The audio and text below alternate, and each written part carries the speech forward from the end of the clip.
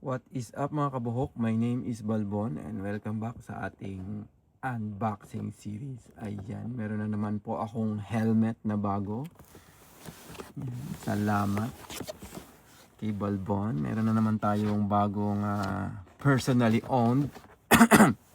Bola lang yan.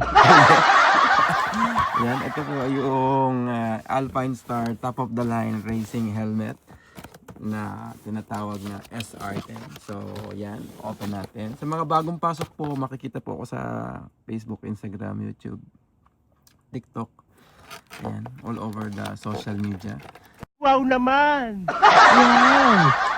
Wow!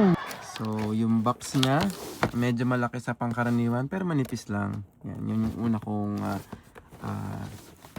comment dito sa aking bagong helmet. Ayan. So, inside the box po, ayan, meron ditong sa ibabaw. Ang laman po nito ay, yan, meron ditong, ay sorry, nahulog. Meron ditong pinlock anti-fog at meron din siyang kasamang tear off. So, pwede ko na tong gamitin sa truck. Ayan, meron na siyang tear off, tsaka anti-fog. Set aside natin. Tapos, makikita nyo agad, ayan, meron na siyang additional na lens. Ayan.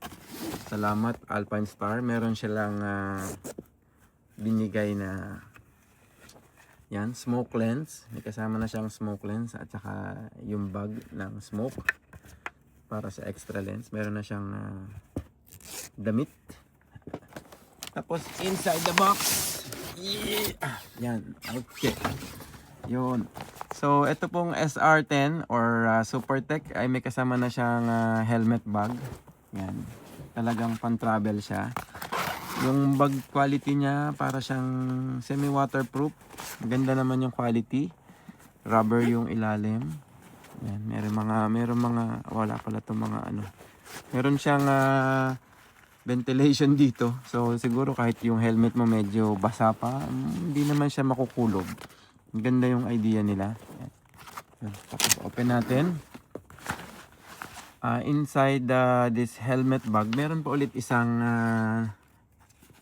giveaway. Ito yung spoiler. Ito yung smaller version na spoiler. Shorter version. Kasi yung nakakabit sa helmet, yung mahabang version na ng spoiler. So yan, meron din extra spoiler na binigay si Alpine Star. Ayan. So, double ano lang siya. Dinidikit lang. Kung gusto niyo ng maiksi, gamitin niyo maiksi. Kung gusto niyo mahaba, okay lang. Kung saan ka masaya, boss. Ayan. So, labas natin yung helmet. Ayan. Sub natin dito. Check out lang natin yung bag. So, kanina nga, yun, sinabi ko meron siyang butas dito para sa ventilation. Meron din siya mga pouch dito sa gilid. Meron siyang Alpine Star na documentation. Ito yung magsisecure para naman sa, wag niyo iwawala kasi ito yung magsisecure para sa spoiler, para ingat masira. Tapos yung quality niya parang ano talaga, para hindi magasgas yung helmet. So yun, good quality tong dust bag. Ito namang helmet, check out natin. Ayan, poging-pogi. Yan, carbon ano siya structure. Ganda. Yan. Sarap naman itong bagong helmet natin. So, ito yung top of the line na ginagamit nila pang race. So, ito ay, ano ba to? Parang neon red na white. And then, ito ay parang maroon or brown. I think brown. Sa personal, brown siya. Pero, depende na lang sa titingin. Pero, I will say this is a brown color. So, ganda ng combination. Neon red, white, at saka brown. So, yan. Andito yung letter A na Alpine Star. Yan. So, poging-pogi. Yung locking niya dito sa harapan. Yan. Medyo nakakalito to eh. Kailangan mo siyang itulak. Ayan. Tutulak mo siya na ganun para ma-open. Yan. Tapos, pagbaba mo, nakalock na rin siya. Yan. Tapos, ano pa ba? Yan. Meron siya ditong parang wing arrow sa gilid. Tapos ang haba ng kanyang spoiler. Yan. Kasi syempre pag nakatak ka na ganyan, yung airflow mo, aerodynamics. So yan. Marami nagsasabi ang ganda daw ng fitment at saka aero at saka ventilation ng SR10. So yan, carbon finish po siya. Glossy. Yan, this is size large, 5960. Yung sizing nito, I think same lang ng Shoei X15. Yun ang pinakamasasabi ko na pinakamalapit na kamuka ng Alpine Star. Ayan. Tapos may ito, ventilation niya sa harapan. Di on off lang siya. Yan. Tapos ito, na ibababa. So, yan. Madami din siyang ventilation. May gills pa nga dito eh. Ayan, tara. Sukat natin yung aking bagong helmet. Yan, ating race gear, Dry Plus.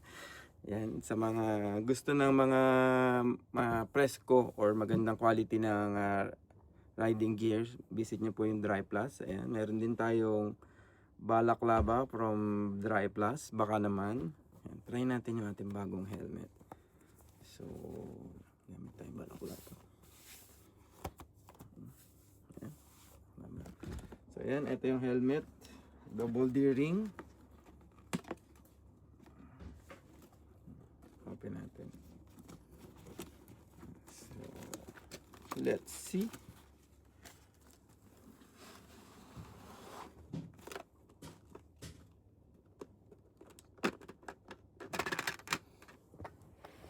Ayan. Snug fit siya. Yan. Medyo maluwag nga ng konti sa akin eh. Siguro pwede ako mag-medium pero sobrang snug na.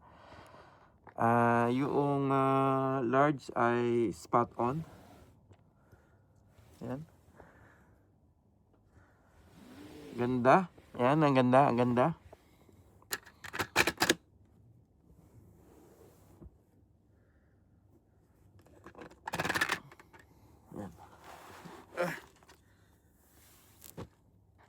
So yun, kung gusto nyo po makita yung mga bagong helmet na labas or may mga gusto kayong helmet na gusto nyo makita ng actual photo, ayan, visit nyo lang po yung aking Facebook account, Facebook page, Instagram, YouTube, TikTok.